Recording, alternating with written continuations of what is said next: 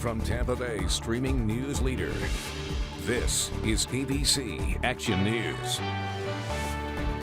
Hi, I'm James Tully. Greg D. Let's look at your forecast coming up at a busy news day. New developments in the Gabby Petito case. First up here, the search for her fiancé, Brian Laundrie, resumed this morning at the Carlton Reserve in Sarasota County. Northport police say that their focus this time, with help from about a dozen agencies, is along the Venice side of the reserve.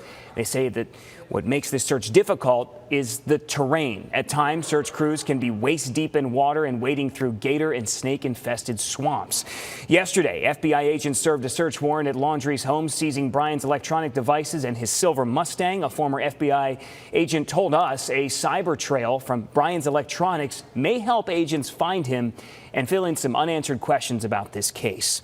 In Wyoming, a coroner will conduct an autopsy on the body discovered at Grand Teton National Park to identify the remains and determine a cause of death. The FBI says it is consistent with the 22-year-old Petito. The Northport community is still trying to process the tragic circumstances surrounding this case. A memorial for Gabby is growing near City Hall. There's a constant stream of people stopping by to pray and reflect on the tragedy and the young woman whose life was cut short.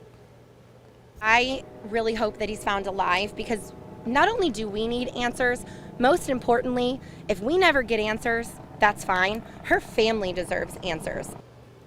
Keep in mind, forensics experts still have not positively identified the body found over the weekend in Wyoming or the cause of death. In other news, Johnson & Johnson says a second dose of its vaccine increases its efficacy. The company announcing trial data found a second shot just 2 months after the primary dose prevents 100% of severe cases and increases antibody levels fourfold. A previous study showed a second dose at 6 months created an even stronger immune response. Johnson & Johnson says this is evidence that a booster shot would provide more protection.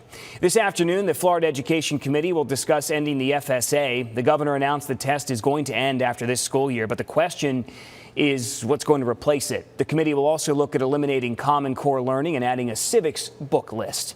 Now here's Greg D. with your forecast.